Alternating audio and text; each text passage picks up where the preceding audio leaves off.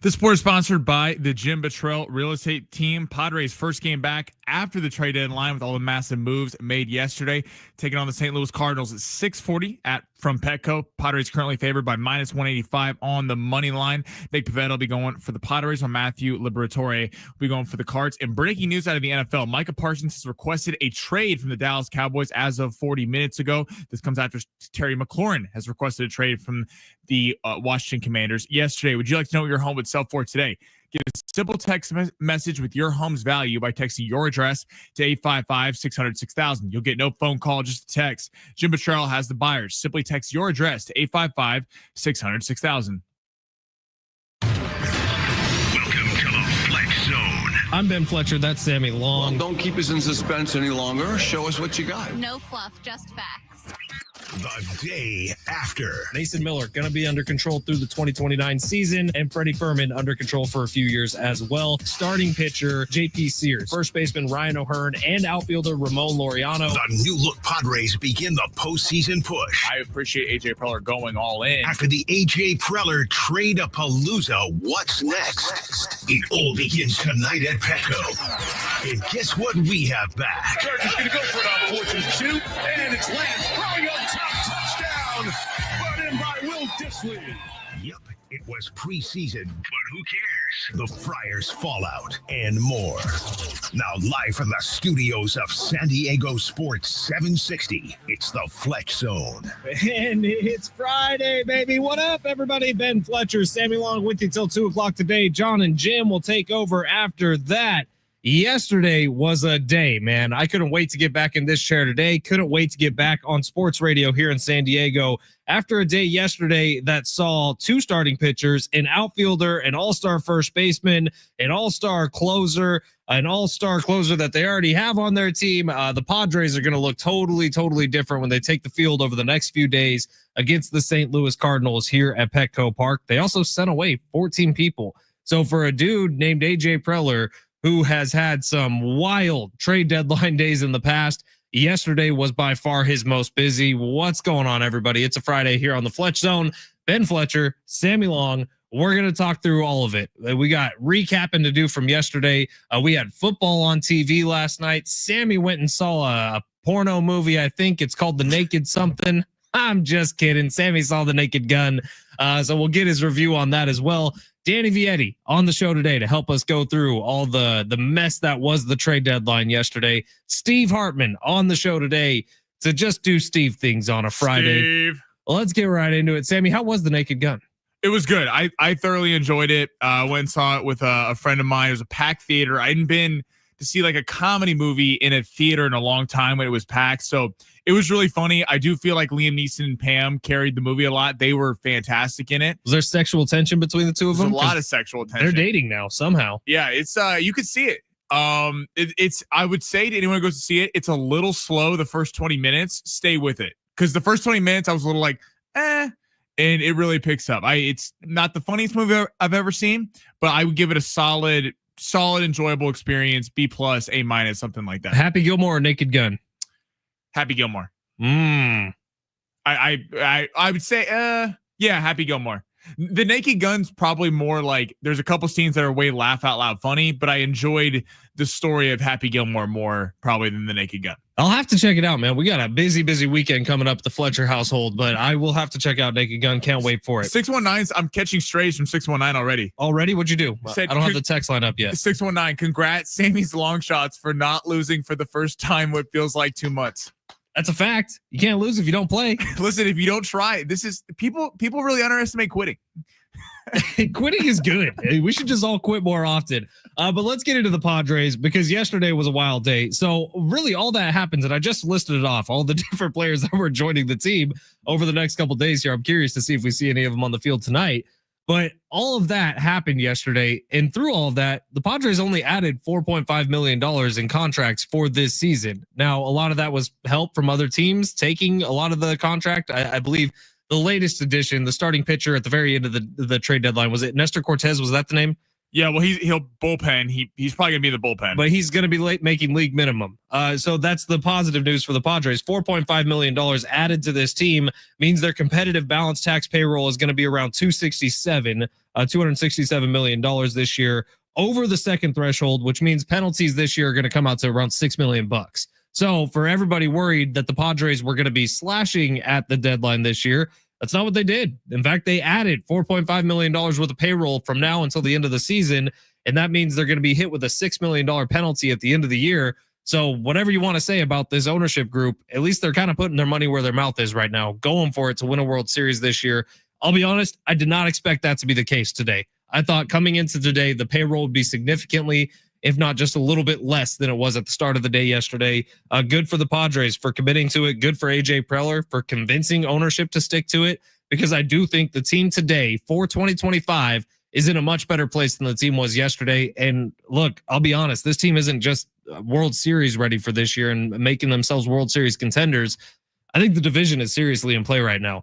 3 games back of the Dodgers, 50 something to go. The Padres do have a shot here to potentially go into the postseason this year with a first round bye. And maybe that's a bit of a long shot, but as we've seen on long shots, sometimes it works out. Listen, I have to pick 3 a day, and I've had to deal with guys taking days off in the baseball season. In terms of the Padres, yeah, it was a big day for the Padres. They thoroughly put themselves in the World Series conversation because, in all honesty, I didn't think they were in it before yesterday. I thought they were probably a one and done in the playoffs, but the NL is stacked. I mean, we were looking last night, like the NL versus the AL. The NL has... I don't think the Padres are the favorites still. I would still put the Dodgers. I would still put the Brewers. I still probably put the Phillies over them. That's just me in terms of right now. But the Padres are certainly in that conversation. I think you can make a serious argument they jumped the Mets. The Cubs were really, I think, the biggest disappointment at the deadline. They didn't do anything, and it felt like for a team that was so obvious needed pitching, didn't go out there and do anything after the 1 through 9 batting is fantastic. The Padres are certainly there. Yeah, the division is back in play.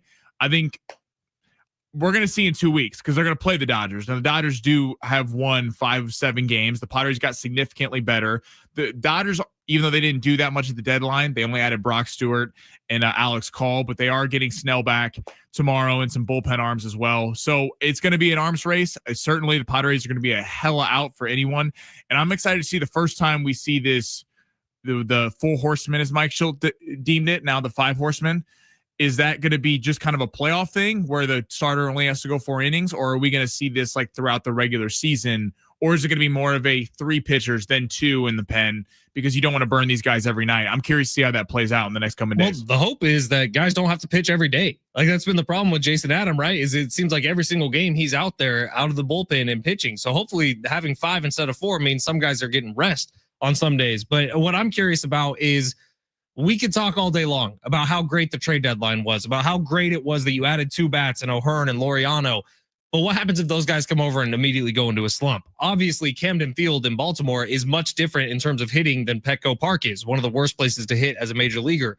What is that transition going to take? Because for the Padres, who do appear to be committed to trying to chase down the Dodgers in the regular season,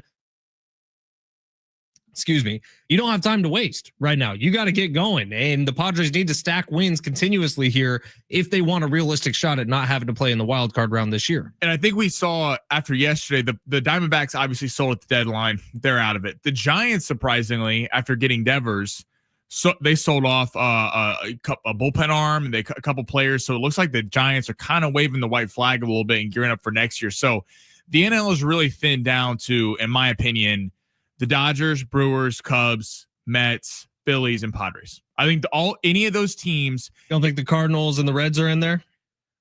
To a lesser extent. I think the Reds are the only team that might be able to catch, and we'll see. The Padres could bury the Cardinals. If they beat the Cardinals 2 or 3 games this weekend, their season could be over. They could be over. So I'm not going to count the Cardinals out yet. We could be coming in Monday where they're done. It feels like the Diamondbacks and Giants have completely dropped off. But I think those 5 teams or 6 teams I listed, above the Reds and Cardinals, if you can make a case for them going to the World Series, and I don't think you'd be crazy for any one of them. Like the Mets significantly improved the bullpen. The Padres obviously made probably the most moves and the most significant moves of anyone.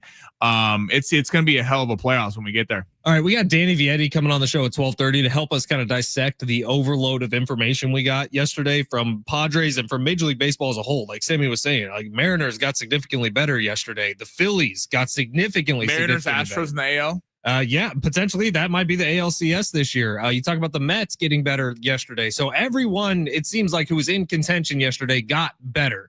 The one team that surprisingly didn't make a whole lot of moves was the Dodgers. Like, were you at all surprised that the Dodgers didn't do more? They shipped off Dustin May. They added that bullpen arm, but the Dodgers really had sort of a lackluster day.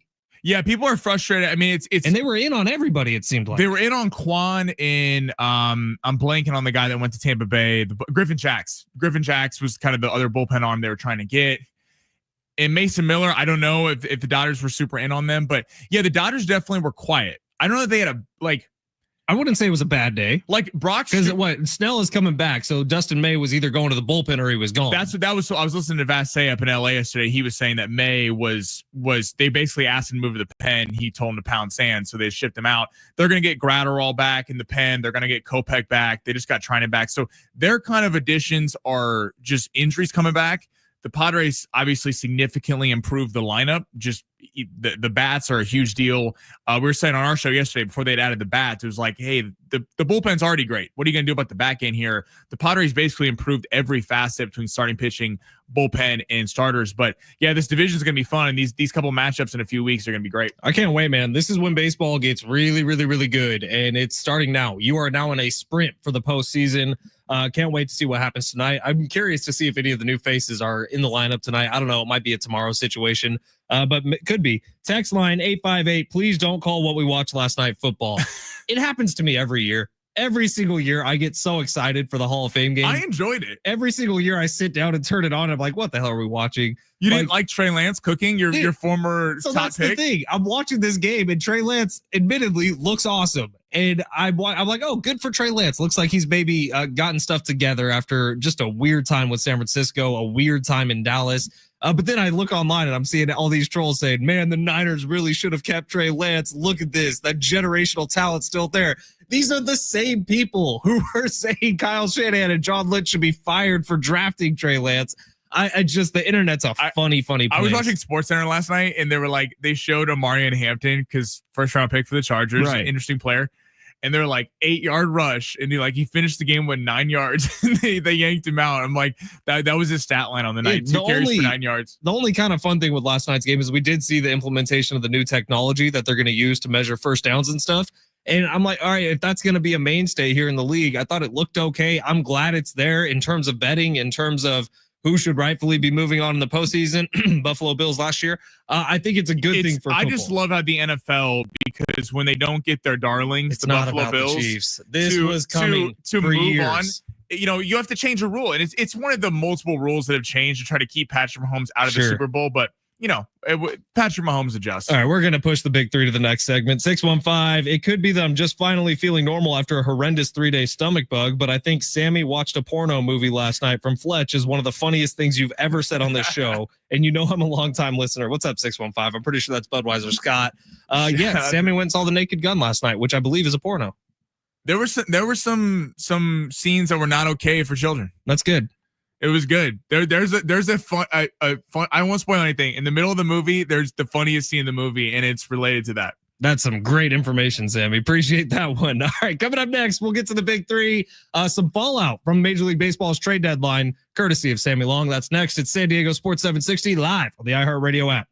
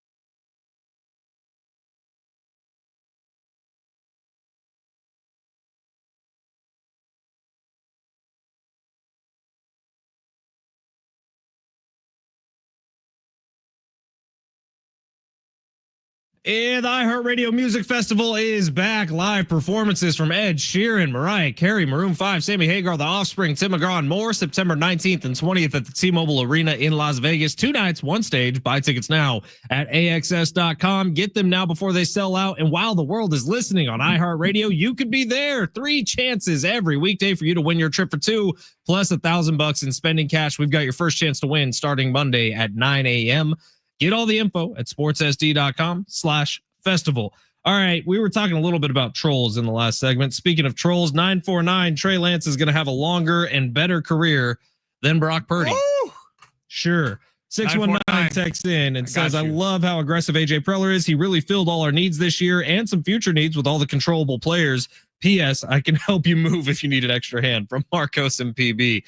Thanks, buddy. We're all set. Friends don't ask friends to move. That is something I've stood by my whole life.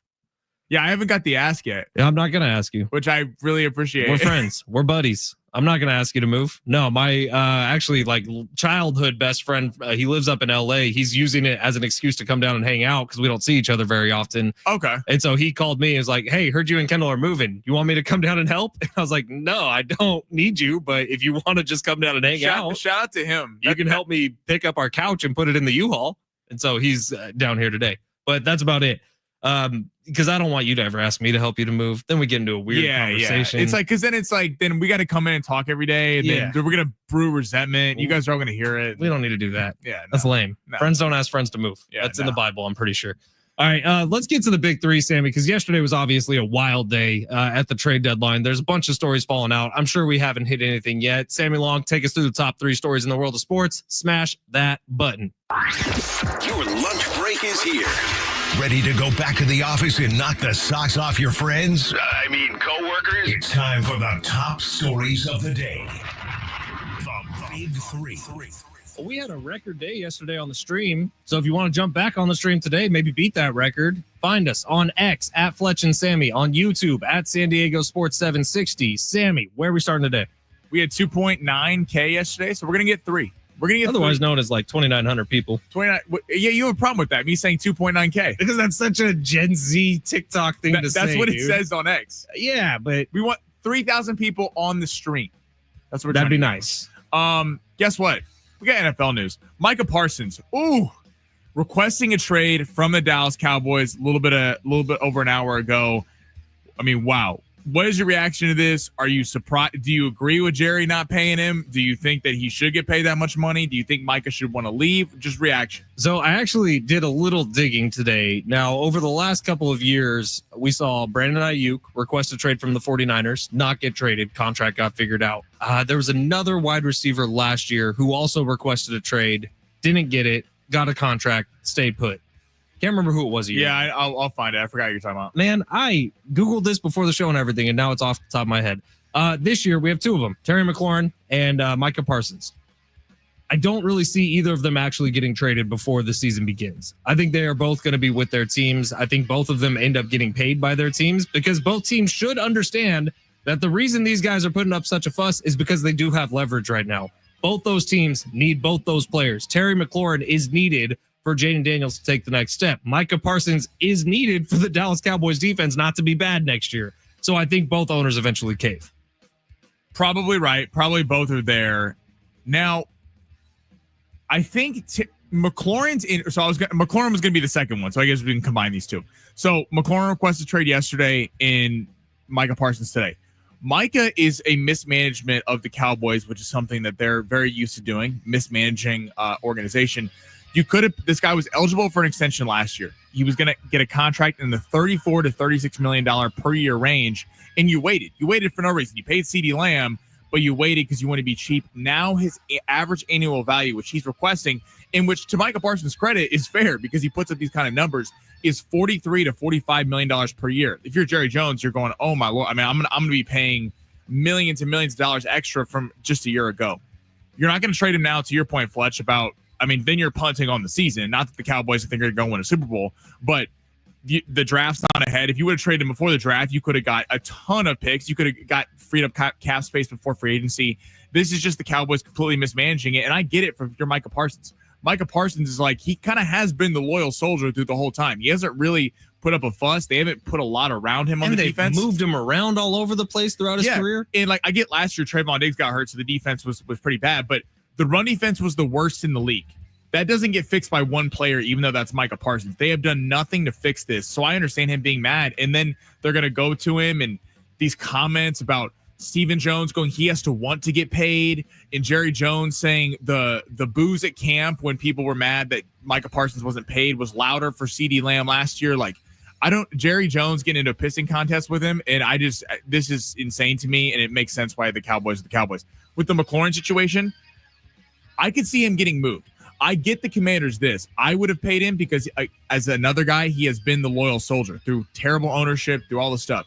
I understand him being 29, 30 years old and not wanting to get him a 4-year contract where he'll be 34 at the end of it. He's making $33 million a year.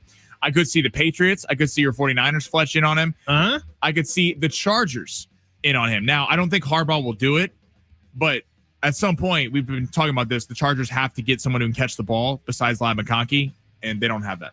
So it is interesting. T. Higgins was the other wide receiver who requested a trade, did not get traded. Sammy, what's next? Padres, we can get into this more later, but where do the Padres stack in the World Series contenders after yesterday in the NL? So your contenders, just run through them: Dodgers, Brewers, Cubs, Mets, Phillies, and that's probably it. If you want to count the Reds and Cardinals, I guess you can do that. I really like what the Phillies did, especially yesterday, and they have World Series pedigree, and they have a lot of World Series experience. Phillies, Dodgers, Padres are all on similar ground right now, but that is the way I would rank them. I'd go Dodgers, Phillies, Padres. I like that. I think the Cubs were the team yesterday, I think, that came out looking bad. They didn't do anything. Right. Like, the Padres got significantly better. The Phillies, in that regard, they got a closer. They had no closers. Their closer had blown like 8 saves before then. They had a couple great setup guys, but they were losing games because of their closer. Getting Duran from the Twins was a big deal. The Dodgers didn't really make too many moves, but they are getting healthier. And the Mets getting Cedric Mullins in outfield is a really big deal. That they kind of solved everything. And their bullpen, the Mets and Padres, if they meet in the playoffs, I mean, that is going to be whoever can score first, because those are two of the best bullpens in baseball. I don't think it's really even close. So the NL is stacked, but like, even going to the AL, I mean, I don't know, like, who is it? Like the Mariners, probably the Yankees. I really like the Mariners now. All of a sudden, Eugenio Suarez to that lineup, and Naylor. And you still got the big dumper. The Yankees should be there. They added some nice pieces yesterday, and then the Astros. Like if you're in the AL right now, it is completely wide open. There is not a team that is so much better than everyone. In the NL, feels just like absolute like a gauntlet that they're going to run through. You know who would be really good at answering that question? Danny Vietti of CBS Sports. He's the man. He's who we go to when we have baseball questions. So Danny Vietti is going to answer these baseball questions coming up next, right here on San Diego Sports 760, live on the iHeartRadio app.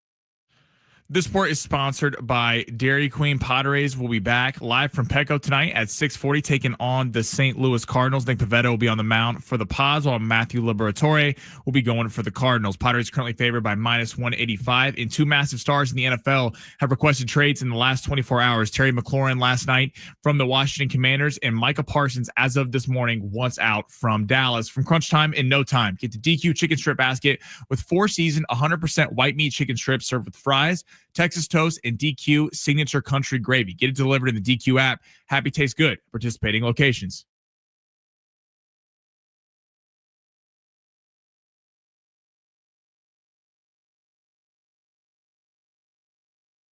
San Diego Sports 760 on a Friday, and welcoming in one of our best friends here on the show, Danny Vietti over at CBS Sports, to talk all things Major League Baseball trade deadline. Danny, if I know you like I think I know you, yesterday was Christmas morning. You're 13 years old and your parents put a PS4 underneath your Christmas tree. Is that about accurate? I think that's the situation down in San Diego. It seems like every single year, at least as long as AJ Preller is at the helm, it's Christmas morning for Padres fans over the last few years. I was telling you before, they're going to start making the MLB trade deadline a national holiday down there in the city of San Diego. Everybody gets a day off of work to watch AJ Preller work. It was a weird one at work for Sammy and I. Like, we're doing the show, and we could not keep up with Jeff Passan's Twitter feed because it was just firing off like crazy. But what'd you make of the moves? Padres, obviously, AJ Preller obviously is fine, getting rid of his entire farm system to try to push for a World Series this year. You like what they did yesterday? Yeah, the dominant theme yesterday, I'll kind of give you the macro, then we can kind of go into the micro. But macro-wise, at least in regards to the entire league, the dominant theme was really relief pitching. Dominant relief arms, bolstering your bullpens in an attempt to not put so much pressure on your starting pitchers. That seems to be what baseball has become, is teams do not want their starting pitchers pitching 3 times through the order anymore.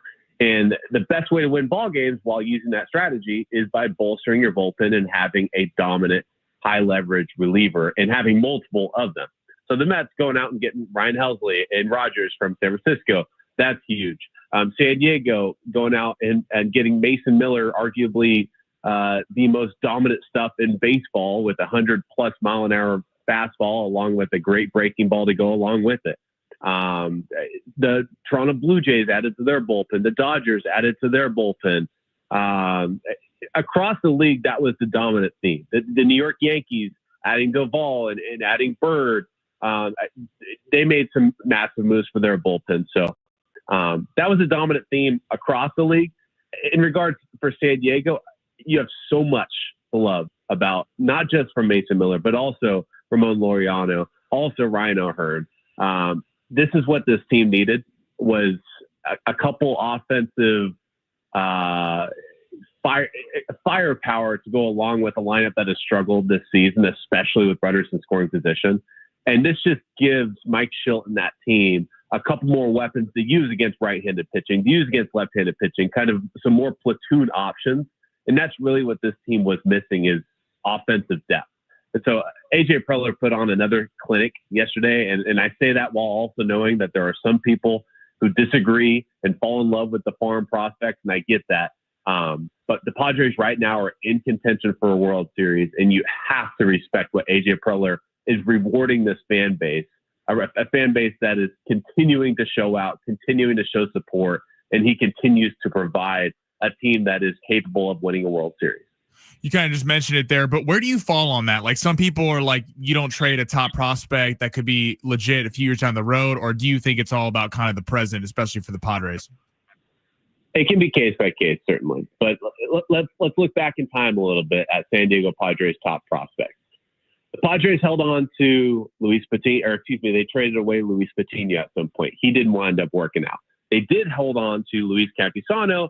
He hasn't quite become the player that the Padres hoped he would become. Those are both two players that were considered top 50 prospects at some point in their careers. Now, CJ Abrams has turned into an all-star.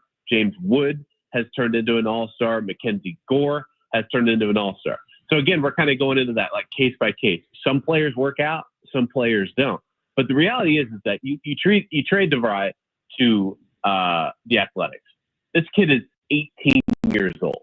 Yes, absolutely, he could become a perennial all-star. Best case scenario for the A's, he could become an MVP candidate. Right now, the Padres have shortstop options. Like, they still have the contract of Bogart. Tatis, technically, like, hypothetically, in the near future, if they need a shortstop, he could come back and play shortstop at some point because he's still under contract for another decade. The Padres have shortstop options. Mason Miller, he is under contract, or at least is under team control, I should say, for another 5 years. He's just entering into arbitration at the end of this year. Not to mention, Mason Miller came up to the big leagues as a starting pitcher. He was not demoted to a relief role for performance reasons. It was for health reasons. The Athletics wanted to keep Mason Miller healthy, and so they wanted to limit his innings after he was coming off of an arm injury. So they moved him to the bullpen so that they could have him for a full 162-game season.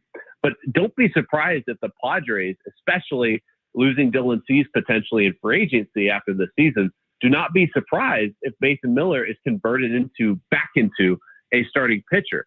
And now, all of a sudden, best case scenario for the Padres is, yes, you traded away an 18-year-old shortstop. Best case scenario for the A's is he's up at the big leagues in 2-3 years. For the Padres, you're in a contention right now. You have a window of opportunity over these next 2-3 years. DeVry was likely not going to be part of those next 2-3 years. Mason Miller, however, could be not just a critical piece, but could be a critical starting pitcher under team control, making, relative to the market, not all that much money, and he could become a massive, massive piece for a World Series contention window.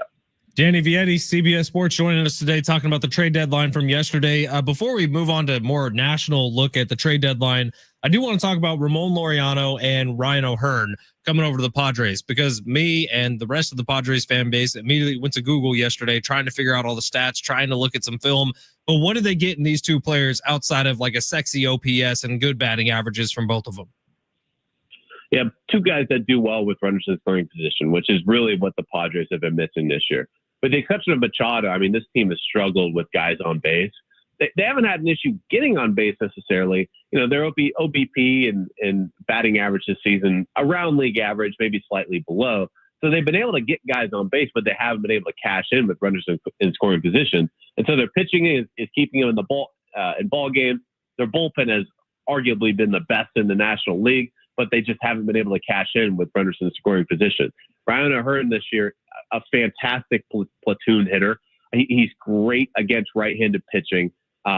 He's become an all-star this year after being DFA'd from the Royals a few years ago. That's going to give them and Mike Schill another option against right-handed pitching in particular. Ramon Laureano brings a couple different tools in that he's great against left-handed pitching, and also he is a fantastic defender. So Ramon Laureano now going to probably plug into left field for the Padres. Now you look around that outfield defensively, not only do you get another bat with Laureano, but you have Tatis in right field, who has an absolute cannon of an arm. Jackson Merrill has turned into a Gold Glove candidate out in center field. And now you have Ramon Laureano, who is considered to have one of the strongest arms in the outfield, has always had one of the strongest arms, despite his bat being kind of up and down across his career. He's stellar defensively.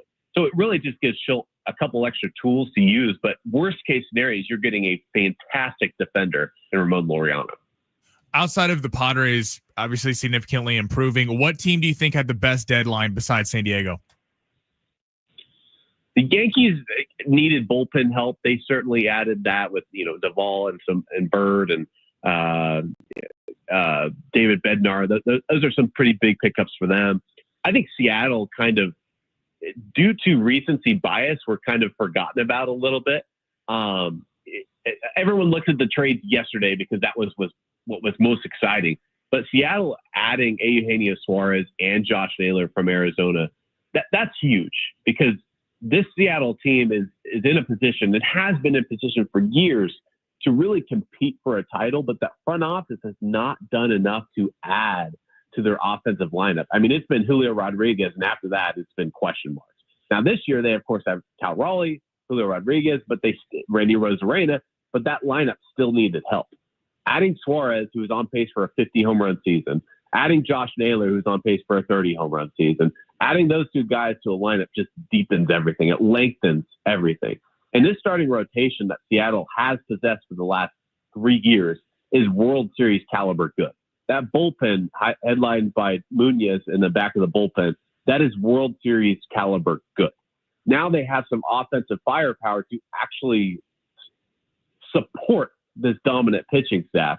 And this is in an American League that seems to be wide open. There's not an American League team that is running away or seems to be head and shoulders away from the pack. So I think Seattle really gave themselves a chance to truly compete against a team like the Houston Astros that have dominated them in recent years. I think I know the answer, Danny, but I have to ask the question. Did the Padres do enough yesterday to potentially not just be fighting for a wild card spot, but potentially chase down the Dodgers in the division?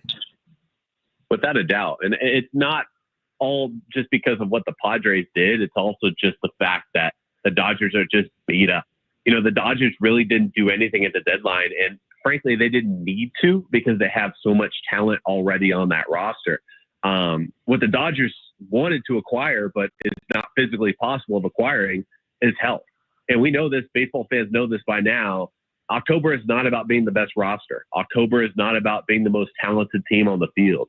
October is about getting hot at the right time and being healthy at the right time. And as long as those two things work out for San Diego, they have as much talent as anybody in the National League. This bullpen is absolutely filthy. They're going to get Michael King back.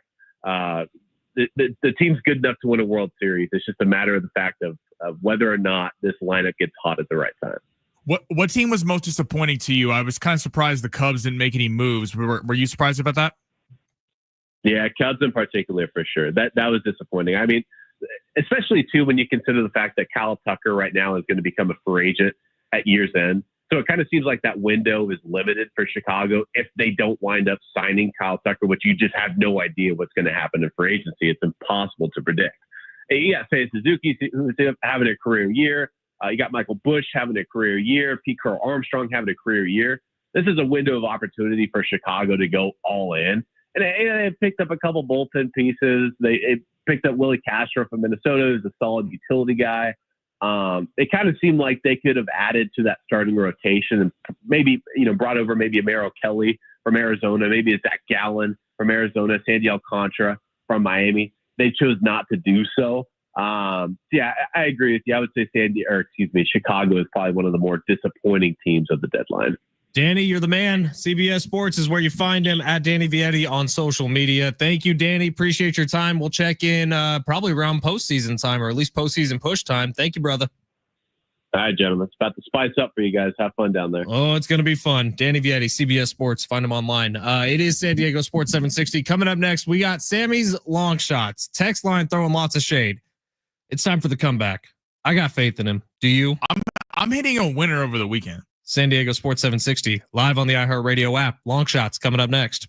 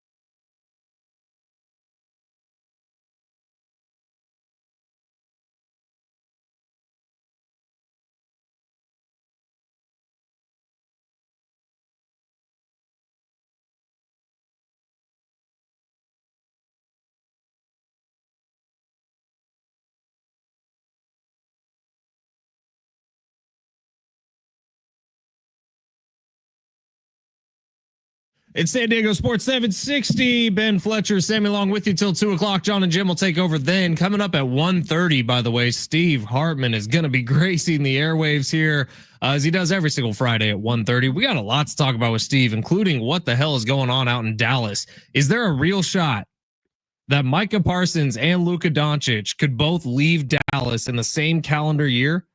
We're going to get to it at the start of the 1 o'clock hour, but the teammates are like literally revolting on social media right now. CeeDee Lamb has a tweet out telling Dallas, why are you not paying him already? It is getting crazy out in the Star. As my wife, I promise you, is at home right now watching the Dallas Cowboys cheerleader show. She is all the way hooked on that one. The Dallas Cowboy. Oh yeah, I saw that on Netflix. Is that good? Well, she watched the new season and now she's going back to. She had to like download the CMT, the Country Music Channel app, to be able to watch the old seasons of this show. And she's going back to like 2008. That's just a microcosm of the Cowboys' problems. It's the fact that they have a show that was number one on Netflix. I give them credit for the cheerleaders that has more publicity. It's all about publicity. It's not about winning. It's about getting a story out there. And as long as Jerry Jones is there, this is the kind of mess you have to deal with. That's like a running theme throughout the show, by the way, is how the Cowboys are so much more than the Cowboys. The Cowboys are everything surrounding the Cowboys. And then, oh yeah, football's being played as well. All right, let's get to long shots. Sammy, it's been a rough week. It's been a rough month. I didn't do one yesterday. So how is it rough? Because now begins a new month. We are into August. You know what August is? August is hot. You know what Sammy's about to get? Sammy's about to get hot. Smash that button, Sammy. Let's get it going. Let's see. Underdogs? Nah, that's old. Those with a less than good chance of winning? Too wordy. Wait, he's all big time now, huh? It's time for Sammy's Long Shots. Hold on. Can't talk until I say the important stuff. Long Shots is presented by Circa Million and Circa Survivor. Now, go. Unfortunately, we do not have much in the way of fights this weekend. I know. I was looking at the cards earlier. There's nothing. Yeah, there's not a lot going on. So again, we're so close. We're so close to there being things that are like we can really bet on Sundays. We need football. Yeah, they need to figure out the schedule. They should just play 30 weeks. Honestly, it'd be better for everyone. Or just maybe stagger college and NFL. That would be cool. But there's something special about watching the late night game on Saturday and then you wake up early. Move one NFL game a week to Saturday. I like it. Let me organize the schedule of the sports calendar. I feel like I do a better job. Baseball starting way earlier. I promise you that. We have Super Bowl next day. Baseball starts. Yeah, and the NBA should start on Christmas.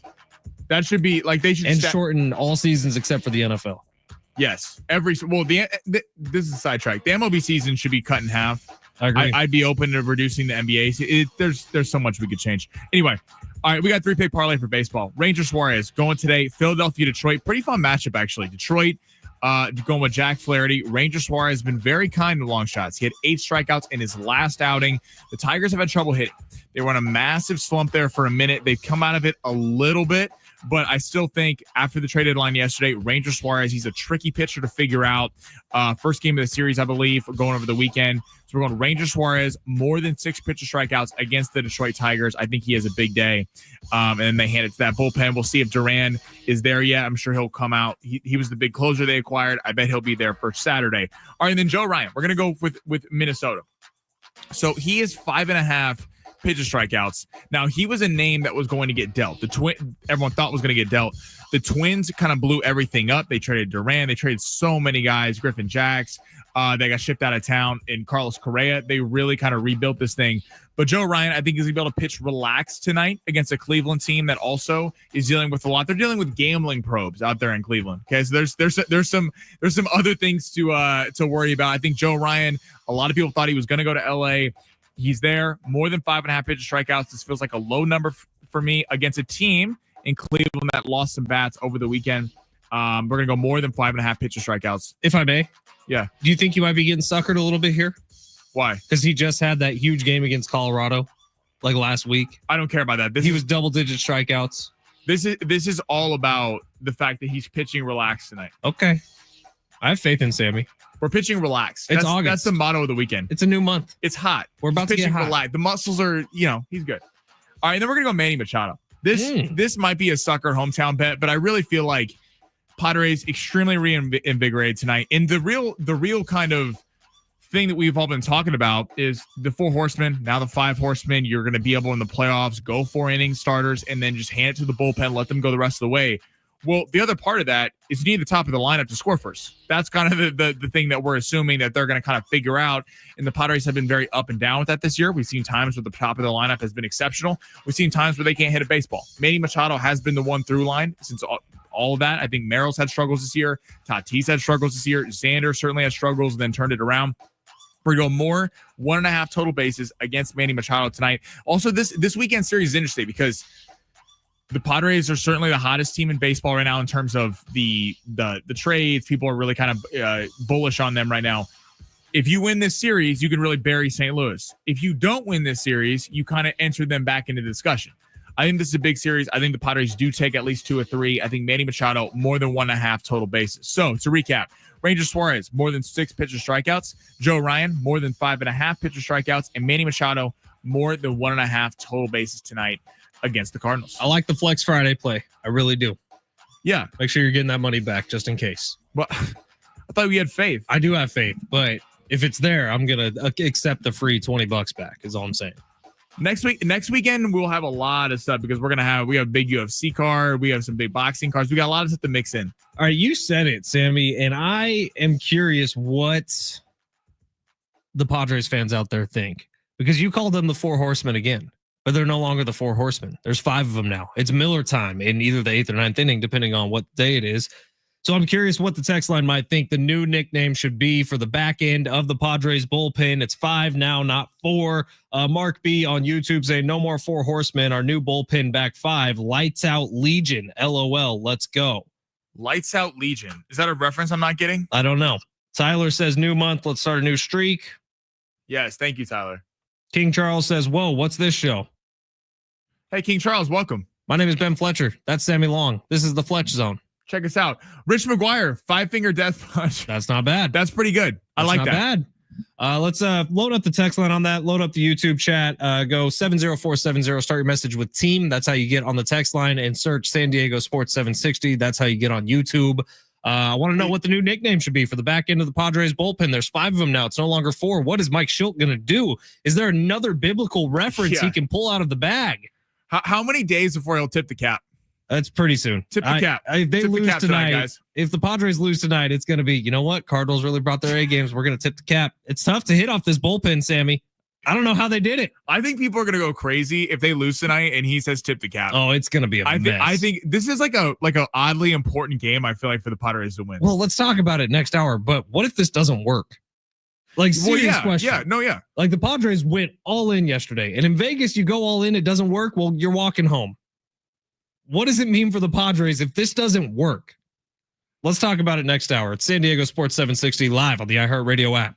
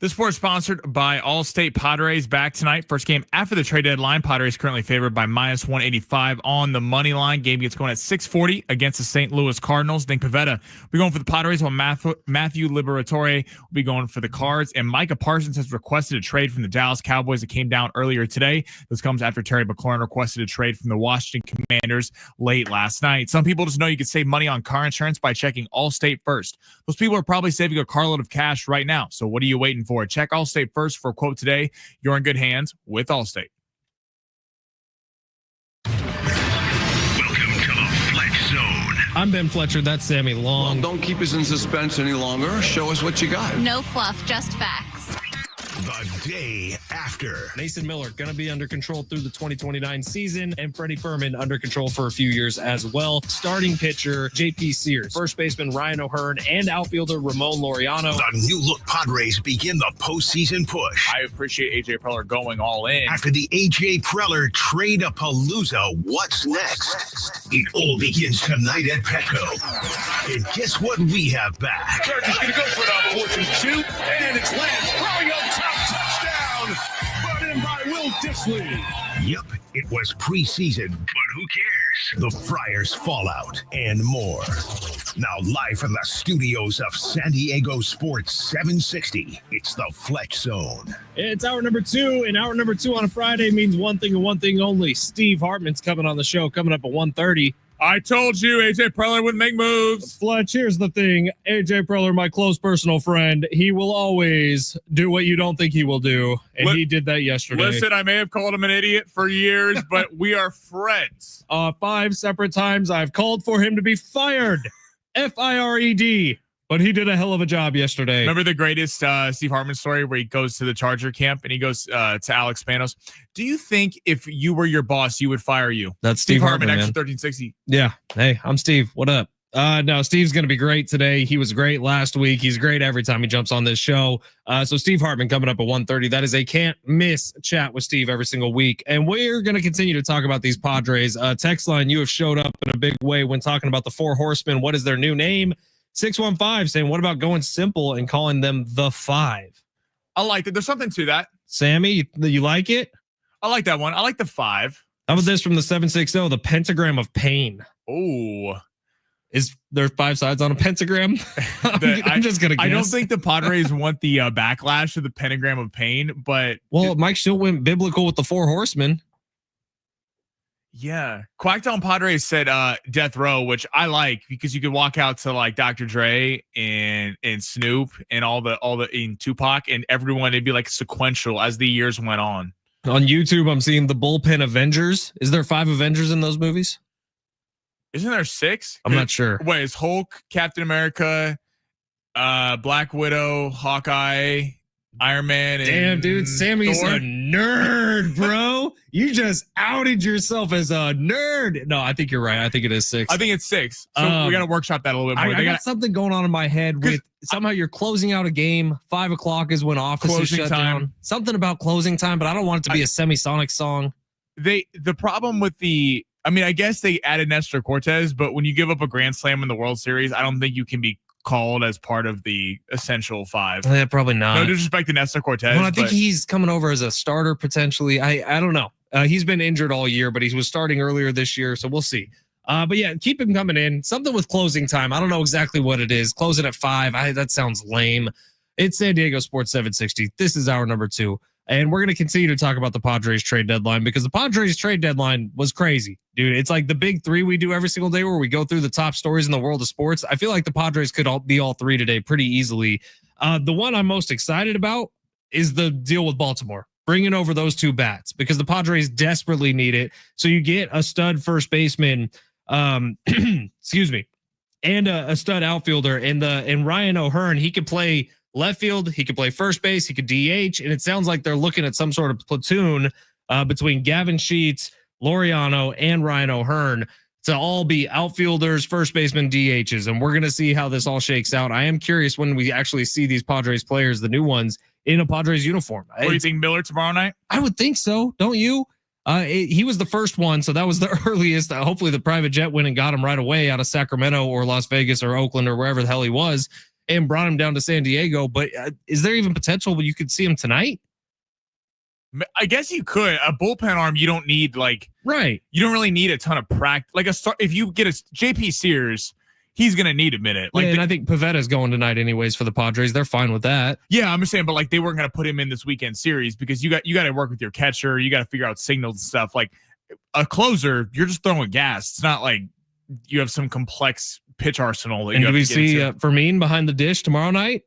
Yeah. Do we see O'Hearn playing in the outfield tomorrow? Maldonado DFA'd? Yeah, felt bad for him. That's the one thing we never really talk about the day after the trade deadline is all the fallen soldiers. I think there was 14 of them yesterday for the Padres who all ended up getting the axe.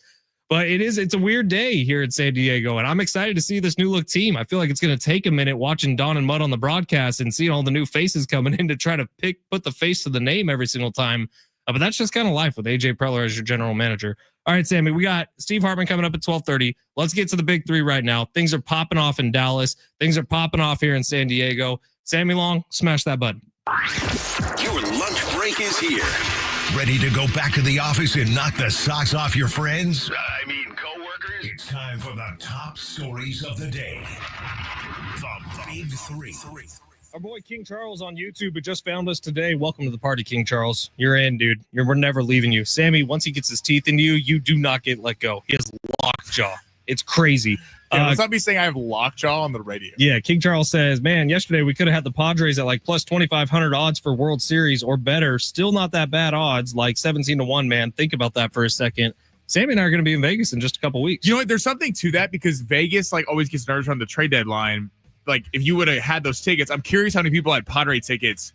I believe last year in the NBA, they were most liable if the Lakers had won the whole thing, which they obviously didn't, because the amount of bets taken before they had Luka was the odds were way down the thing. So it is funny, these odds, like Detroit Tigers a year ago had super long odds. It's always funny when you're heading the playoffs of whatever sport it is, what books are most liable for if certain teams win. Why didn't we have a ticket already? We should. Yeah, we probably should have thrown. Well, they weren't really giving us a lot to think they were going to win a World Series. That's a fact. now. And honestly, I literally waking up yesterday morning, I thought there was still a chance the Padres were going to be selling off pieces. I had no idea what AJ Preller was going to do. All right, where are we starting in hour two, Sammy? Okay, I'm trying to get all these quotes right here because some of this stuff out of Dallas is just you can't. You have to see it to believe. Okay, so Micah Parsons requested trade this morning. CD says, do you have what CD said in front of you, Fletch? I did. It was essentially, he put out a tweet that said, essentially, pay the man. He's earned it. Yeah, and something that, of course, Stephen Jones on this from December said he could not. I got CDs now. Okay. He says, never fails, dog. Just pay the man what you owe him. No need for the extracurriculars. And DeMarvia and Overshone, Trayvon Diggs are all changing their profile pictures on Instagram and Twitter to Micah Parsons. This is from December. Ian Rappaport just put this out 20 minutes ago. On the thought of prospect of trading Micah Parsons, he said he couldn't imagine it. But, quote, you're going to say, God, are we smart having this much money tied up in the top 5 or top 10 players? Is Micah Parsons a Cowboy by the start of the season? So here's something Sammy and I were talking about during commercial break. If you're trying to think logically, it makes sense to trade Micah Parsons. The Cowboys have a ton of money tied up at the wide receiver position with CeeDee Lamb, at quarterback, obviously, with Dak Prescott. They just have money tied up everywhere, and they are an extremely top-heavy roster right now in terms of contracts. You would get a ton for Micah Parsons. I even floated out the idea of a potential trade between the Commanders and the Cowboys. It's never going to happen. The Cowboys are set at wide receiver. But it would take a lot more from the Commanders. They would have to go Terry McLaurin and a first-round pick to send over to the Cowboys probably to get Micah Parsons. You could get potentially multiple first-round picks for Micah Parsons.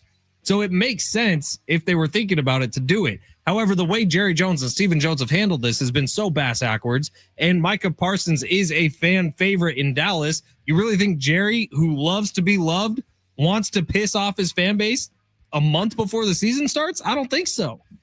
I think we're going to see a holdout deep into the season because the problem is the Cowboys created this years ago. You're top heavy. You pay all your stars. You paid Trayvon Diggs. You paid CeeDee Lamb. I'm not saying those guys didn't deserve to get paid because they did. You paid Dak Prescott. You could have paid him early where he would have actually now been an affordable quarterback contract because of everyone passing him on outdoing his deal every time. You wait till he has a massive knee injury. then pay him. So now you're going, well, like, of course, Micah Parsons is like, I want $45 million a year. You're going to pay Dak Prescott? Dak Prescott has 2 playoff wins his entire career. CeeDee Lamb's one of the best receivers in football, so I understand paying him. Trayvon Diggs is excellent, but he's like, I'm better than all those players. So why am I taking a backseat to all these guys, and now you don't want to pay me? You're not showing me love. The guy that's always been Mr. Dallas, Mr. Cowboy, Mr. Reppin' for the city. It's complete mismanagement. And I mean, you can always count on the Cowboys to give you something. This is Micah Parsons. Every team would be in on him, but at this point, it's like if you had traded him before the draft, you could have fixed the entire defense. Even though you're getting rid of Micah Parsons, you could have thrown an entire draft at the defense. It just is another situation of the Cowboys completely mismanaging everything. Who next? Get this, Keenan Allen. I'm curious where he goes. Chargers have mutual interest in a potential reunion.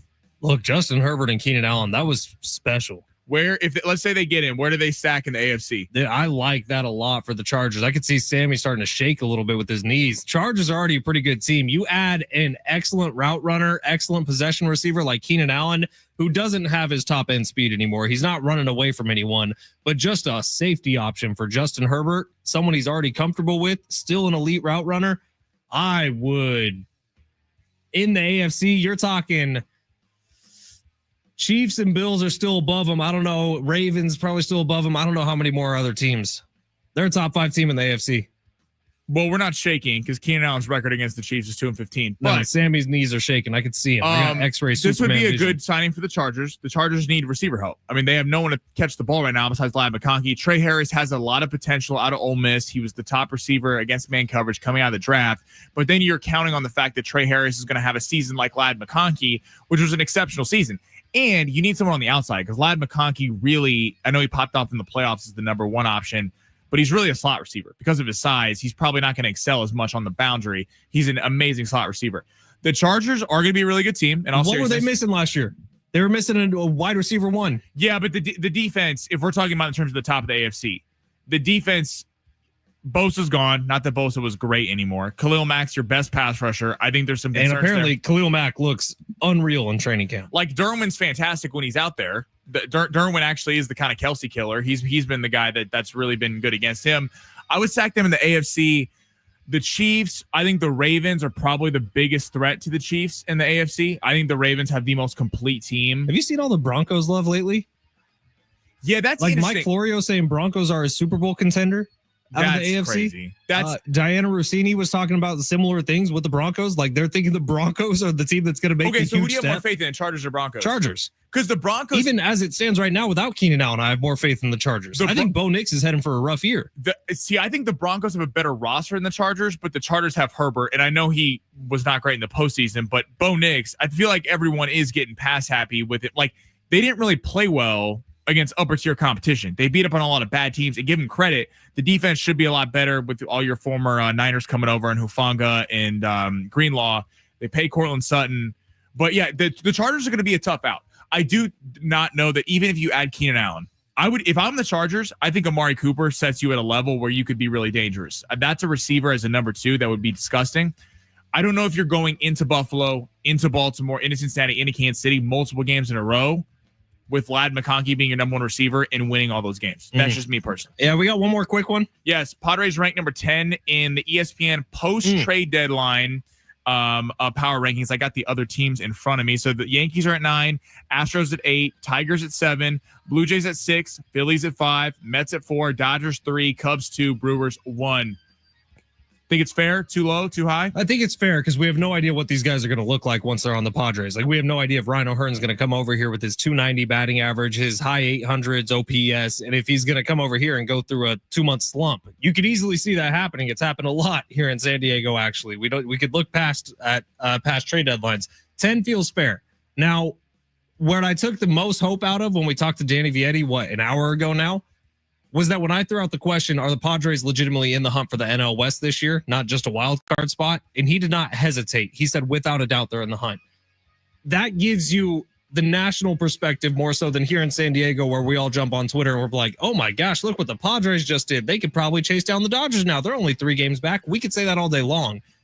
When you try to take that step back and realize that the Padres actually are potentially in the hunt for just an NL West pennant, not just a wild card spot, That's when you start to get excited. So 10 feels fair right now.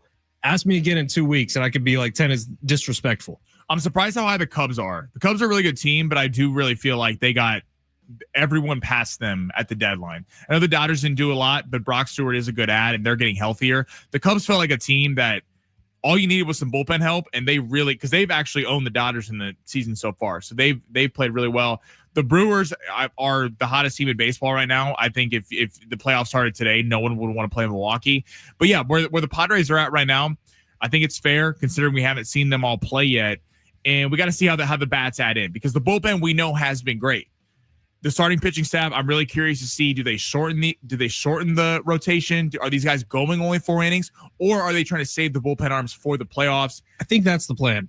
I think it's good. You're still going to try to expect a lot out of your starters. Like, you want more 6 and 7 inning starts from starting pitchers, but you want to be able to rotate through this group of 5, whatever we're going to end up calling it. I tell you what Mike Schilt should do, and I can say it because I'm on the radio. No, we're done tipping the cap.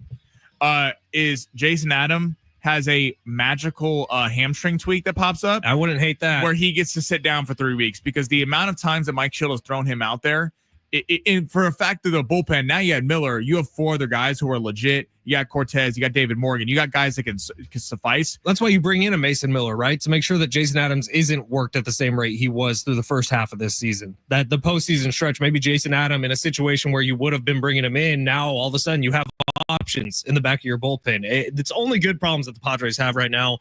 Hopefully all those good problems work out. It's San Diego Sports 760. We're going to take a quick break. On the other side, let's get into what the hell is going on in Dallas. And then Steve Hartman, 1:30. San Diego Sports 760 live on the iHeartRadio app.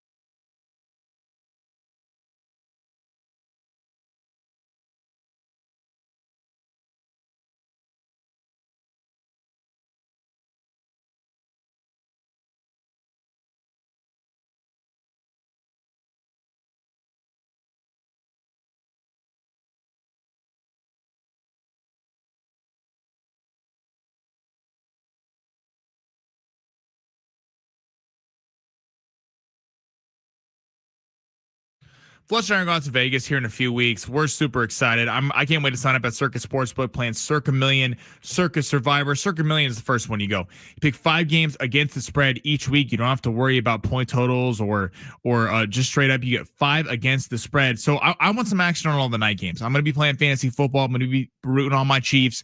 But on opening night, Philadelphia is favored by 7 in Dallas. Is Micah Parsons even going to be there? If I'm there, I'm getting my bet in right now, Philadelphia to cover the spread, because if Mike is not there, the spread's probably going up to 11.5. Maybe like Washington -6.5 at home versus the Giants. Maybe think the Chiefs continue rolling on the Chargers by 2.5 in Brazil. What about the night game? What about Ravens-Bills Sunday Night Football rematch of the AFC Divisional last year?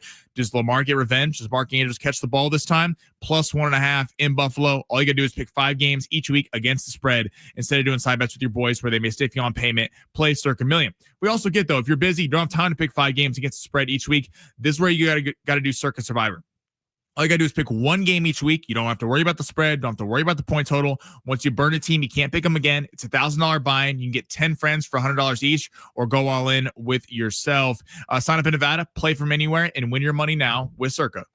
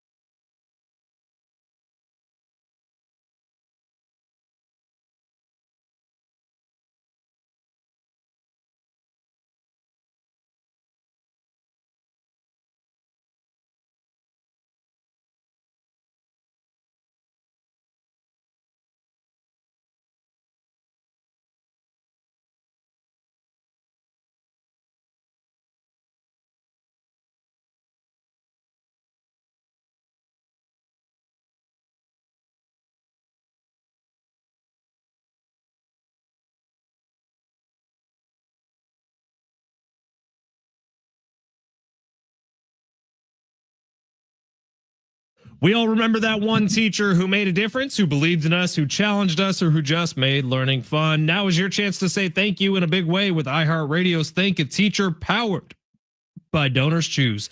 Nominate an outstanding public school teacher who's gone above and beyond for their students to win $5,000 to stock their classroom with whatever they need. Help us say thank you to the educators shaping our future. Nominate your favorite teacher today at iHeartRadio.com/teachers. $5,000 could do some damage here. This is the Fletch Zone. Ben Fletcher, Sammy Long with you till 2 o'clock. John and Jim will take over then. YouTube comments from Viva: Padres less likely to use your bullpen when you're scoring more runs with this improvement on offense. A great point there. Best way to take stress off of a bullpen isn't to just rotate through guys.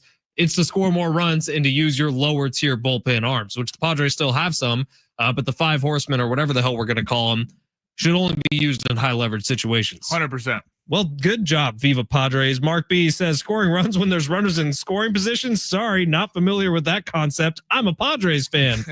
Oh, it's going to be a sweet 42 game ride to October. Yes, it is, Mark. This should be a lot of fun. Hopefully it all works out. All right, in the NFL, we were just talking some Chargers. As it looks like, has there been any movement on Keenan Allen? He's visiting with him today. Interesting. 858 says, LOL, Chargers are a third place AFC West team. They beat one team with a winning record last year, the Broncos. Probably 3-3 in division this year. Top 5 team means the AFC West has 3 of the top 5 teams in the AFC, which they might. Yeah, you stack the AFC. Chiefs, Bills, and Ravens are up there. The Bengals are interesting because they might have the best offense in the NFL, but the defense is probably going to be the worst. In fact, it will be the worst. Maybe if Dallas doesn't have Micah Parsons, they'll be worse. But I mean, that feels like they're on the cut line because there's going to be some games where they blow teams out and some teams where they give up 50 points.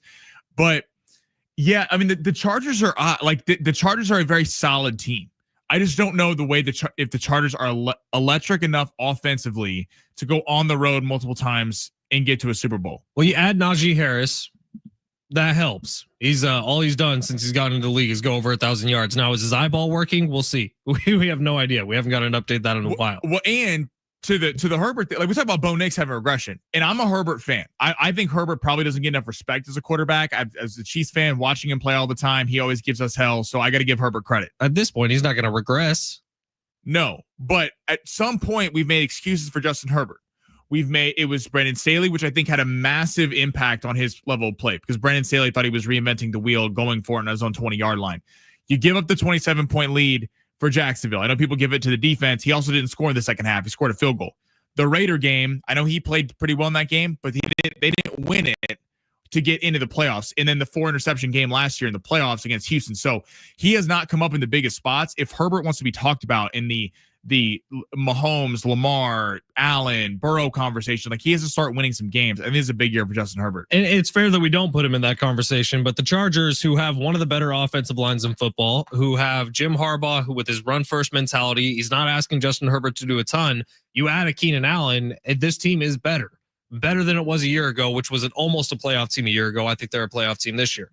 All right. How about in Dallas, man? So we just read you that CeeDee Lamb quote. He's going to Twitter saying they need to pay Micah Parsons. Ian Rappaport sharing a story about a conversation he had with Stephen Jones in December of this year. Is that right? Yep. Where Stephen Jones admitted people are going to look at us like we're crazy paying this much money to just 5 to 10 players, which is fair. And logically, it would make sense to trade Micah Parsons. Now, we're not in Dallas right now. We don't know what the vibe of that fan base is, but Micah Parsons is a fan favorite. You also have to factor in the fact that Dallas lost another fan favorite this year in Luka Doncic. And I know they're separate sports, but generational players. Exactly. Getting rid of Micah Parsons right now, if the Jones family wants their fan base to hate him, that feels like step one to doing so is trading Micah Parsons. Well, and it's the NFL. This is the Cowboys problem in a nutshell. It's about selling. It's about stars. And at the end of the day, Jerry Jones, yes, he wants the Cowboys to win. But at the end of the day, as long as every morning show, First Take, whatever show you watch, national, hell, we talk a ton of NFL. The Cowboys are always one of the top stories on Monday, whether they won, lost, whatever it is. And that's what like goes into it is they're so desperate to be relevant and sell, aka star Dak Prescott, CeeDee Lamb, Micah Parsons, Trayvon Diggs. You pay all these guys. The biggest star of them all, the best player of all of them is Micah Parsons, and then you show him no respect. I mean, it's yeah, they probably shouldn't have paid all these guys. They shouldn't have paid Dak Prescott.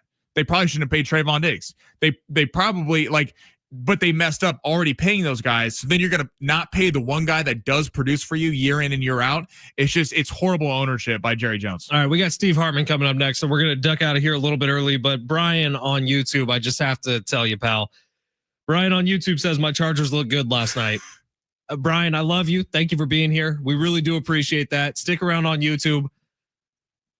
Don't take anything serious away from last night. Is Trey Lance replacing Herbert? Look, it's the Hall of Fame game. This is even one step below preseason, I would say. Mark says, LOL Dallas, go Birds. Go Birds. I'm fine with that. I hate the Eagles, but I'm good with that. Yeah, I'm not an Eagles. Eagles might be my least favorite team in all of football. The only thing I like about the Eagles is that they kicked the crap out of the Chiefs last year in the Super Bowl. My favorite team outside the Chiefs is definitely the Niners. You say your favorite? Oh yeah, because it's like once you get there, it's a free win. God, I hate you. But Steve Hartman's coming up next at San Diego Sports 760 live on the iHeartRadio app.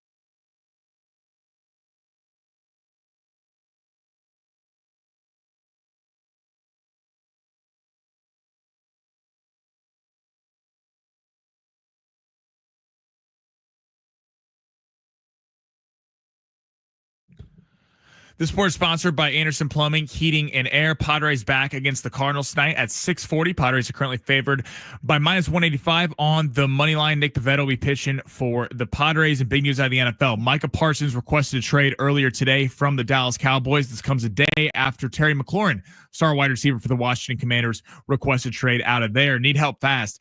Anderson's same-day guarantee clears clogs pronto. Nobody wows clients like they do. Anderson Plumbing, Heating, and Air has served over 500,000 residential clients for more than 45 years. Anderson Plumbing, Heating, and Air. That's AndersonPHA.com.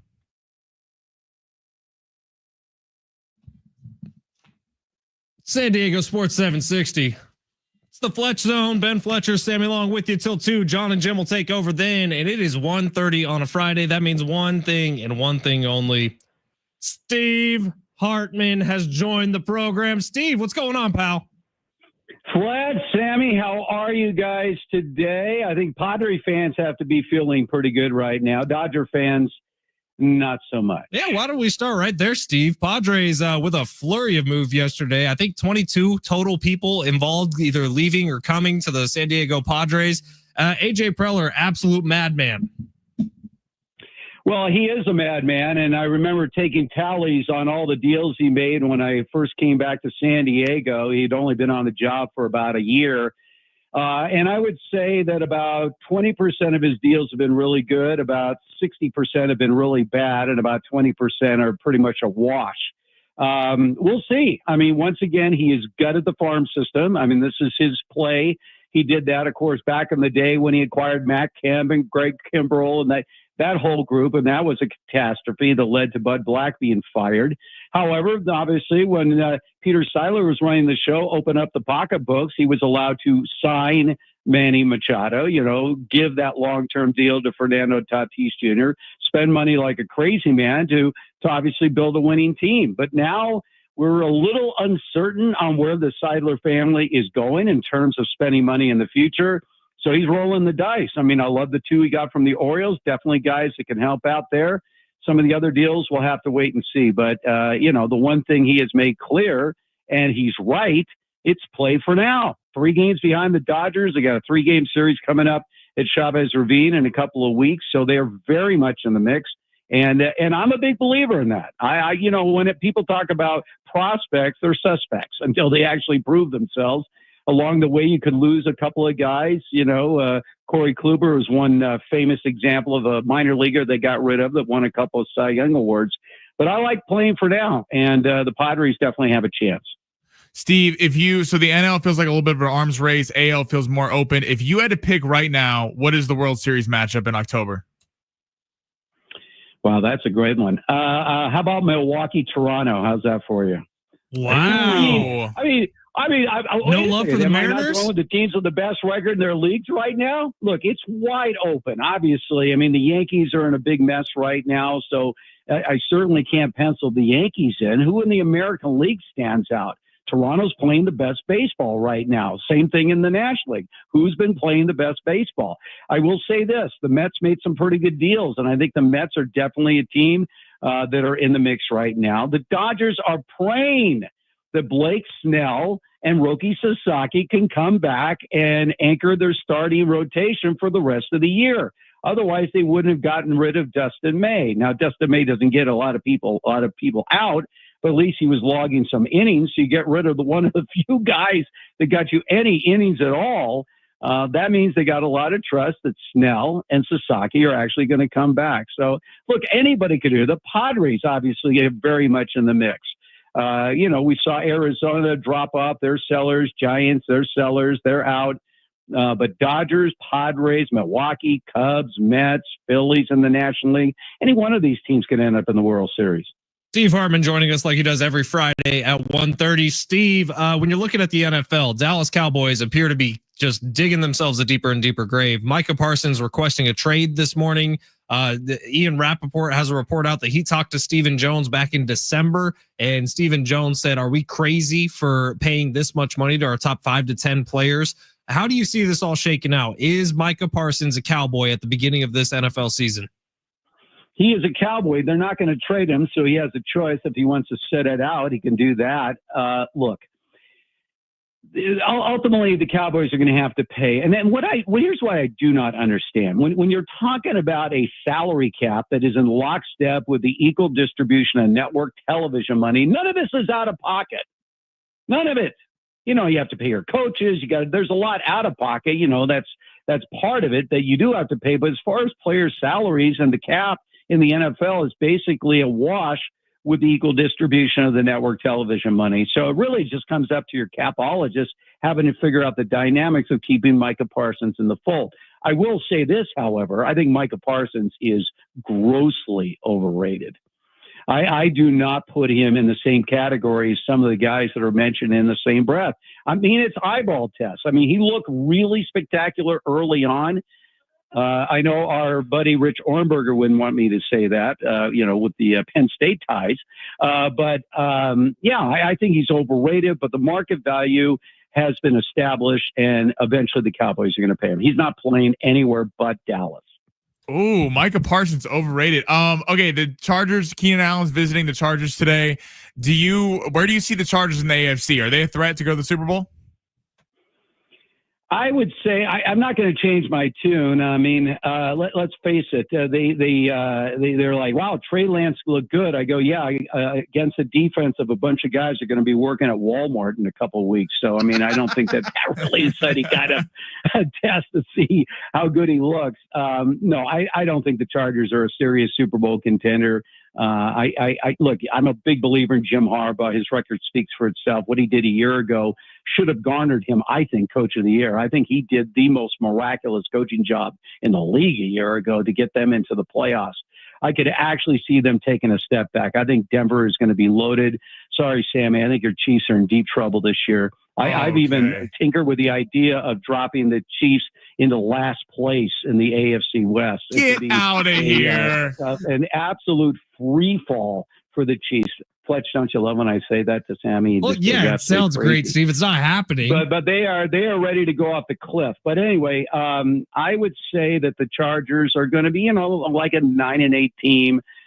Bringing in Keenan Allen's not going to do anything. Glad McConkey essentially plays that role. The problem with the Chargers, they don't have any game breakers. They don't have anybody offensively that can just absolutely dismantle a defense. They got a lot of plotters. That'll get you to 9-8, but not much better than that. So if the Chargers are going 9-8, what's the Chiefs record this year?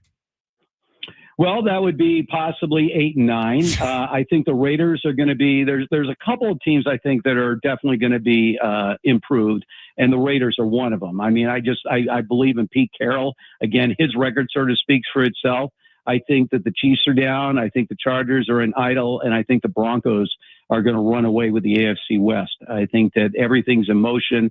You saw what they got out of Bo Nix as a rookie. What do you think he's going to do his second year? It's only going to get better. That Denver defense is very, very solid right now. But I don't think the AFC West is all that great right now. I mean, I think that it's interesting because you have 4 elite coaches. I've said this before, guys. Name any time in NFL history that you've had 4 coaches of that caliber in a 4-team division. It's crazy. I mean, Andy Reid's a Hall of Famer. Pete Carroll and Sean Payton are certainly knocking on the door. And Jim Harbaugh, is a Hall of Fame caliber coach. He hasn't put up a good enough resume in the NFL to get there. But, the coaching is there. But for some reason, I just don't have a gut feeling. There's two divisions that had 3 playoff teams a year ago. They're going to fall back. And that will be the AFC West and the NFC North. Steve, where'd you buy the stuff you're smoking today? Because it sounds amazing. Yes, you like all this stuff. Now, Micah Parsons is overrated. Don't ask me about your 49ers, Fletch. I don't want to ask you about the 49ers. I will say you might be a little harsh on Sammy's Chiefs. He's crying over here, Steve. We got to be nice. 15 wins to 8. Okay. I want Sammy as the season progresses. I come on with you, say, you see, Uncle Steve, you were wrong, man. The Chiefs are as good as ever. You heard it here first. Think that blowout loss in the Super Bowl was a sign of things to come. Hey, Steve's calling it. Gardner Minshew taking over in week 11. We did get blown out by the Bucks, and then we won 2 Super Bowls 2 years later. Yes, you did. Well, that was the first time. The second time, not so much. All right, Steve, let's talk some Steelers. All right, because Aaron Rodgers going over there. There are some power rankings that have the Steelers in the top 10. Fox Sports Radios, to be exact. Steelers, do they have a shot this year to make any sort of noise outside of just another 500 season for Mike Tomlin? No, they don't. I mean, it's funny because on our Fox Sports national shows, everybody's been ripping the Steelers, predicting that this will be Mike Tomlin's first losing season this year. And I was the one that said, how are they worse? I mean, you can't say that they're worse at quarterback than they've been over the last 4 years. I mean, at very least, they're in idle, and they're going to be where they usually are. They're 9-8. A bounce goes their way. They could be 10-7, and that's it. I mean, they're not an elite team. I mean, Aaron Rodgers was talking about, usually there's like 7 or 8 teams, and then there's maybe 10 to 12 teams. He goes, we're sort of in that mix. Yeah, they might be. I mean, again, there's a very consistent pattern with the Steelers. The one thing is they own the Ravens. I mean, it's just unbelievable. The Steelers just find a way to beat the Ravens every year. And if they do that a couple of times, they could be in the playoff mix. But no, I mean, the Steelers are going to be, maybe crawl into the playoffs like usual, one and done, and that'll be it. John Harbaugh said that Lamar Jackson's one of the best pure passers he's ever seen. Care to comment on that? Well, I don't know how you define pure passer. If you're looking at his passing numbers, 41 touchdowns, 5 picks? I mean, that's yeah. I mean, there's guys that have big arms. They can throw the ball a long way. There are guys that have good touch on the ball. But the bottom line, engaging a quarterback's passing efficiency is his passing efficiency ranking and his rating, and his was number 1 in the league last year.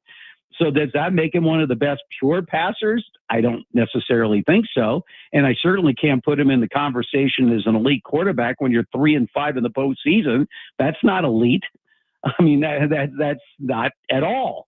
I have Josh Allen ahead of Lamar Jackson. Obviously, Patrick Mahomes is ahead of him. There's several quarterbacks. I mean, I dare say again, if it comes down to winning and losing, how about Jalen Hurts? He may not be a pure passer. I'll tell you what he is, though. He's a leader.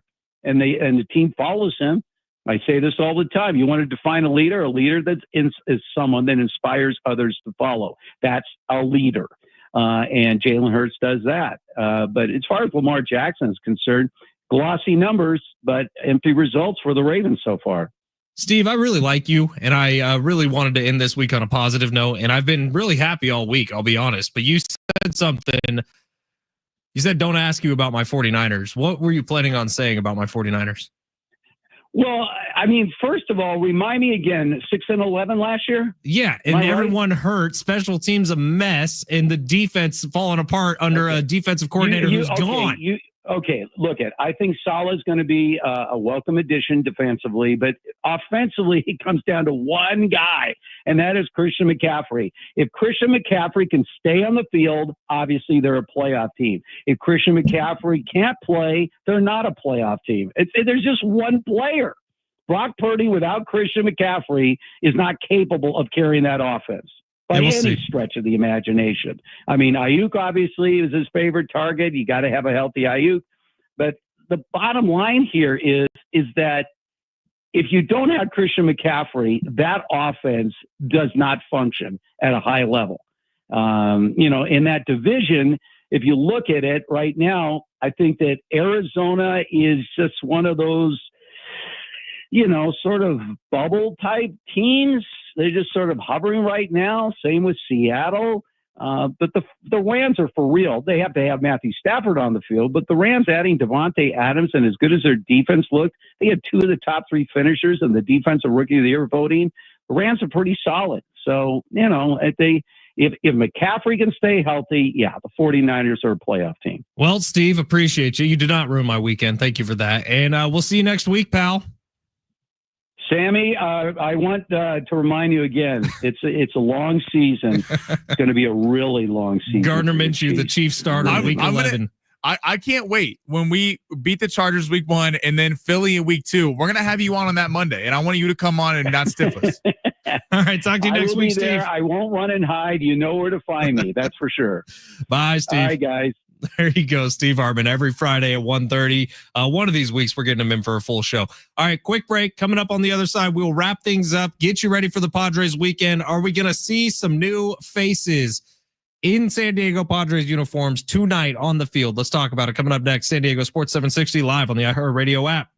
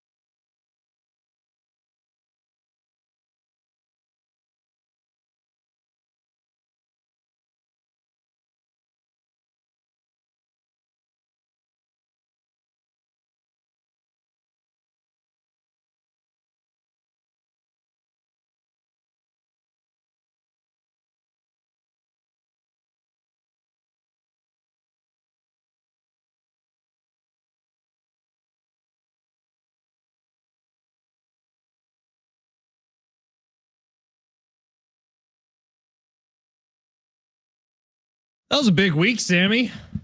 It's coming to a close here. Happy Friday, bud. Happy Friday, brother. Oh, it's going to be a good weekend. Padres, there's going to be some new ones on the field. Probably not tonight, but maybe tomorrow, next day. If there was one player who was going to go tonight, who do you think's most likely of the new batch? Mason Miller. I would agree. I think it's Friday night, Petco. It's going to be buzzing down there. It's Miller time, baby. It's Miller time.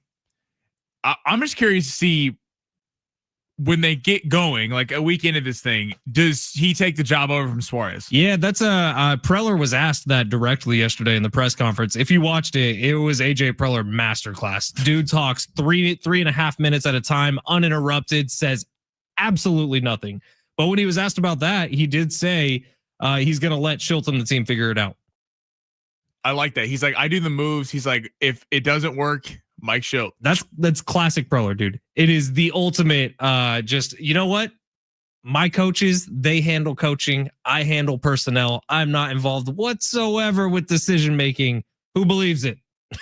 AJ Preller is that presser yesterday. He's like the most laid back dude ever. He's like, yeah, I mean, you know, we deals came through. Like they're like trying to ask him questions. I don't think the dude slept for 2 days leading up to it. I think he was on the phone nonstop 2 days leading up to the trade deadline. And it seems like he got finished. He signed the last thing of paperwork. He got Cortez in there under the wire, and then he lit up a fat joint and went out. I was about to say, AJ Preller, whenever he talks, always feels like he smoked a blunt right before he went to the press conference. And he's just real careful with that Visine so his eyes aren't red. Yeah, no hate to AJ Preller. Like that's, hey, if you make all those moves, you deserve the right to after the trade deadline, couple bond rips. One up. Yeah, baby. Attaboy, AJ. That was a crazy trade deadline. I haven't had adrenaline like that during a radio show in a while.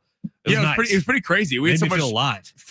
So many texts flying in and everything. I was so mad at Jeff Passan yesterday for not including all the details. It ended up being 6 minor leaguers, I think, for the two Baltimore do you think guys. Jim Russell paid them off to like release it right when their show started? I wouldn't put it past Jim. That seems like a Jim thing to do. I was like, Jeff, but you put the tweet out at like 1:20 and we don't have prospects out until 2:15.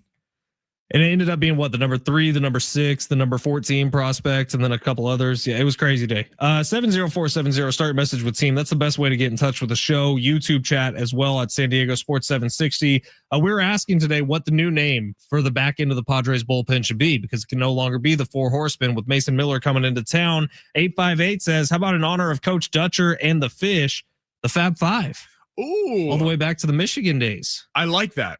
I like that. The problem with that one, and I like this text, I like the San Diego State ties, is it's been done before. And no matter how many times you're going to be like, even I'll take a shot.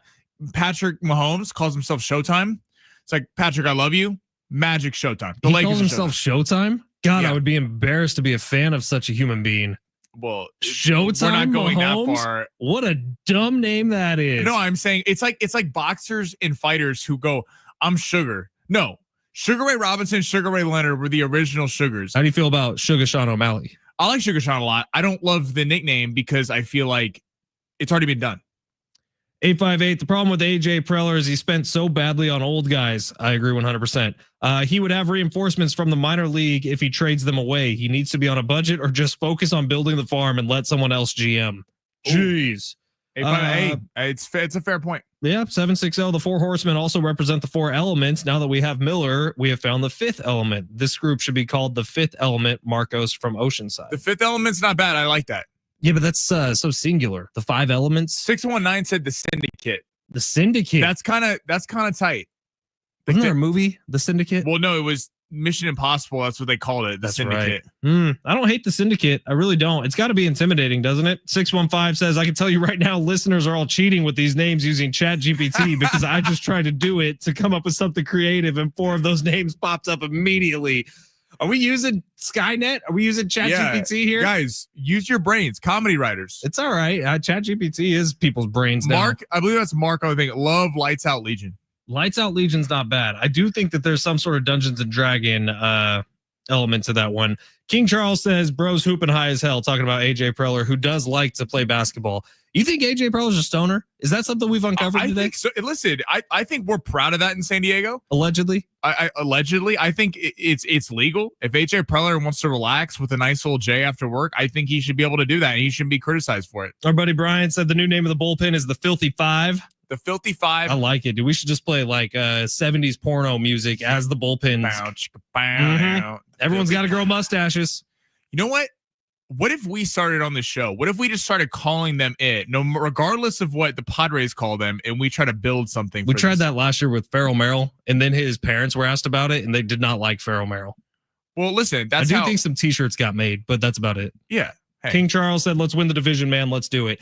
Look, it's in shot. 3 games back, 6 games left against the Dodgers, 40-something games left in the season. The division is within reach here on August 1st, and the Padres have the firepower to do it. Will they? To be determined. John and Jim are coming up next. They got a great 4-hour show packed for you. Lots of Padres talk coming. Sammy, big weekend plans? I'm going to LA, Palm Springs. I will be out till Thursday next week. Oh, that's right. You're ditching us. I forgot all about that. I will make my triumphant return on Thursday. Man, I know you got some special guests lined up. Find yourself a job that lets you take as much time off as Sammy Long. That's says what the guy that went to throw his dog a birthday party in Merced. Wow. We'll see you guy. on Monday. Fletch Zone, we out.